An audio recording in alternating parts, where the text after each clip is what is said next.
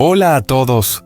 Alex ya ha sido examinado por los médicos, pero en lugar de una luz de esperanza, llegó la mala noticia: su memoria tardará mucho tiempo en recuperarse, e incluso nadie se atreve a asegurar qué le espera más adelante. En este momento, a su lado no está su familia de sangre, sino solo Tu-hong y la abuelita, dos personas que eran desconocidas, pero que se han convertido en su único apoyo cuando él ya no recuerda quién es. Y la pregunta que nos deja a todos sin aliento es: ¿habrá algún milagro? Alex volverá a recordar a Tuna, la mujer que está recorriendo toda la ciudad buscándolo desesperada, y el pequeño Henry, el niño que cada día sigue esperando a que su papá vuelva, quedará borrado de su memoria para siempre. La historia está entrando en su etapa más tensa y emocional, donde cada recuerdo que regresa o desaparece puede cambiar el destino de muchas personas. Los invito a estar pendientes de lo que viene. Dejen un mensaje con buenos deseos para Alex y no olviden darle like y suscribirse al canal para acompañar esta historia hasta el final. Porque a veces, quedarse un poco más puede ser justo lo que evita que alguien se pierda para siempre de la vida. Esa noche, Tu-hong y la abuelita decidieron llevar a Alex al hospital. No porque estuvieran listas, sino porque si lo aplazaban un poco más, tenían miedo de que ya no se atrevieran a ir. Hay miedos que no hacen ruido, que no gritan, se quedan quietos en el pecho, pesados y fríos. Miedo de que el hospital esté lejos. Miedo de que el dinero no alcance. Miedo de los papeles complicados. Miedo de que les hagan preguntas que no saben responder. Pero el miedo más grande era algo muy simple: si se quedaban en casa, lo único que podían hacer era ver cómo Alex se iba apagando poco a poco, perdido dentro de su propia confusión. En el camino al hospital, Alex estuvo callado todo el trayecto. No preguntó a dónde iban ni mostró preocupación. Tenía la mirada pegada a la ventana, viendo cómo las filas de farolas quedaban atrás, como una película puesta al revés. Hubo un momento en que frunció el ceño como si hubiera visto algo familiar. Pero a los pocos segundos esa expresión se desvaneció. No le dio tiempo a agarrarla. No le dio tiempo a recordar. La abuelita le apretaba la mano. Una mano pequeña llena de arrugas, temblando un poco con cada bache del camino. Pero el agarre era firme, como si al soltarlo un segundo, el hombre que tenía delante pudiera desaparecer. Tu-hong iba a su lado observando en silencio cada respiración, cada parpadeo de Alex. Ella conocía esa sensación: cuidar a alguien que no recuerda nada. Lo más aterrador no es la enfermedad, sino el momento en que entra en pánico y no sabe de qué agarrarse. Pero Alex no entró en pánico, él solo estaba vacío. El hospital apareció bajo una luz blanca y fría. Apenas cruzaron la entrada, Alex se detuvo. Se le endureció el cuerpo durante unos segundos, como si lo hubieran arrojado a un mundo totalmente ajeno. El olor a desinfectante le golpeó de frente. La megafonía llamando nombres resonaba por todos lados. Las camillas, rodando sobre el suelo de baldosas, sonaban secas, ásperas. Alex miró a Tu-hong. Los labios se le movieron apenas la mirada perdida, como si quisiera preguntar algo muy importante. Pero no preguntó. No porque no tuviera preguntas, sino porque no sabía por dónde empezar. Tu-hong le puso la mano en el brazo y dijo bajito: «No pasa nada, estamos aquí contigo». Y probablemente ni ella misma sabía si estaba calmando a Alex o a sí misma. Los trámites de ingreso fueron otra prueba. La abuelita se enredaba con unos papeles viejos. Le temblaban tanto las manos que se le cayeron al suelo. Cada vez que se agachaba a recogerlos, su espalda se encorvaba un poco más. El personal preguntó: ¿y la familia? ¿Quién firma el consentimiento? ¿Quién se hace responsable? Tu-hong dio un paso al frente. Contestó por ellas. Explicó cómo habían encontrado a Alex. Habló de su estado actual. Lo dijo con voz tranquila y directa, sin suplicar, sin dramatizar. Porque sabía que con solo mostrarse insegura todo se iba a complicar. En un hospital curar saben hacerlo muy bien, pero esas dos palabras, la familia, no siempre existen. El médico le hizo a Alex unas preguntas simples. ¿Cómo te llamas? ¿Cuántos años tienes? ¿De dónde eres? ¿Recuerdas a alguien? Alex se quedó en silencio un buen rato. Miró al techo donde la luz blanca caía de frente sin sombras, sin profundidad. Luego negó con la cabeza, un no lento y firme. No era el no de alguien que no quiere responder. Era el no de alguien que de verdad no tiene nada que responder. La abuelita giró la cara. Le temblaron un poco los hombros. Tu Hong a su lado tomó aire profundamente. Entendió que desde ese momento Alex ya no tenía un pasado al que aferrarse. Cuando lo llevaron a la sala de tratamiento, Alex cooperó sin problemas con las enfermeras. Presión arterial. Análisis de sangre. Suero. Hizo todo lo que le indicaban como un niño al que llevan de la mano a un lugar desconocido. Pero su mirada no dejaba de buscar, y de pronto se detuvo en la abuelita y en Tu Hong. En esa habitación completamente blanca entre el sonido constante de las máquinas, esas dos mujeres eran lo único que no había desaparecido de su mundo. En ese momento la familia de Alex no estaba en ningún papel. La familia eran quienes se quedaban cuando él ya no recordaba quién era. Cayó la noche. La abuelita se sentó apoyada contra la pared sin apartar la vista de Alex ni un segundo. Tu Hong aprovechó para hacer llamadas, preguntar, pedir a alguien que revisara si había gente buscando a un desaparecido. Pero por dentro le subía una pregunta que nadie se atrevía a decir en voz alta. Si Alex recupera la memoria, ¿recordará a Tuna y a Henry? ¿O la memoria volverá de una forma más cruel, recordando primero el dolor y olvidando después el calor? También puede ser que recuerde un nombre pero no un rostro. O recuerde un rostro pero no sepa cómo llamarlo. La memoria no es un interruptor. Es como una casa después de una tormenta, hay habitaciones que quedan intactas, otras que se derrumban y rincones oscuros que creías perdidos, pero siguen ahí, esperando el día en que vuelva a encenderse la luz. Cerca de la medianoche Alex se despertó de golpe. Miró alrededor asustado y luego se quedó mirando a Tu Hong. Su voz era muy baja, casi un susurro, como si tuviera miedo de que si hablaba un poco más fuerte, la pregunta se rompiera.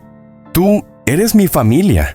A Tu Hong se le hizo un nudo en la garganta. No sabía cómo responder. Si decía sí temía que él se aferrara a ella como a algo que no era seguro. Si decía no temía que él cayera de lleno en un vacío frío sin nombre. No dijo nada, solo le tomó la mano. En el pasillo las luces del hospital seguían encendidas, y en algún lugar dentro de la memoria incompleta de Alex, Tuna y Henry, todavía no sabían qué lugar ocupaban en su vida. A la mañana siguiente el hospital despertó con esos sonidos de siempre, las chanclas de goma arrastrándose por el pasillo, el carrito metálico rozando suavemente la pared, y el olor a desinfectante más fuerte que la noche anterior. Alex seguía allí acostado con los ojos abiertos pero sin estar realmente despierto. Su mirada estaba perdida como si estuviera en una habitación enorme sin saber dónde está la puerta. Tu Hong salió al pasillo y cerró con cuidado la puerta de la habitación. No quería que Alex escuchara esta conversación. Hay cosas que si se oyen demasiado pronto se convierten en una grieta en la mente de alguien que está débil. El médico estaba al fondo del pasillo revisando la historia clínica. La luz fluorescente le pintaba la cara de un blanco pálido frío y muy real. Tu Hong se acercó. Habló en voz baja pero no pudo ocultar la urgencia. «Doctor, ¿cómo está el paciente?» Se detuvo un instante como si tuviera que reunir todo el valor del mundo para seguir. «Él puede recuperarse, doctor». El médico levantó la vista. No respondió de inmediato. Miró hacia la puerta de la habitación donde estaba Alex. Luego volvió a mirar a Tu Hong, la mirada de alguien acostumbrado a la esperanza de los familiares, y también demasiado acostumbrado a tener que apagarla de la manera más suave posible. Negó con la cabeza, solo un gesto leve. pero suficiente para que el corazón de Tu Hong se le fuera al suelo. En este estado, tardará mucho en recuperarse, dijo despacio. La zona afectada no es pequeña. La memoria no se ha perdido por completo, pero está muy alterada. Tu Hong apretó fuerte las manos. Entonces, ¿él puede recordar otra vez? El médico soltó un suspiro. No se puede asegurar. Hay gente que tarda unos meses, otros años, y también hay quienes no vuelven a recordar nunca. La última frase no la dijo con énfasis, pero pesó más que todo lo demás. Tu Hong bajó la cabeza.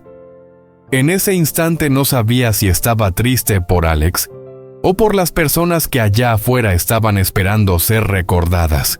Los familiares tienen que estar más presentes, continuó el médico. No es solo el cuidado médico, es hablar con él, hacerle sentir seguridad, evitar que el paciente caiga en pánico o en la sensación de estar abandonado. La miró de frente. En casos como este, quien está a su lado es casi tan importante como la medicación.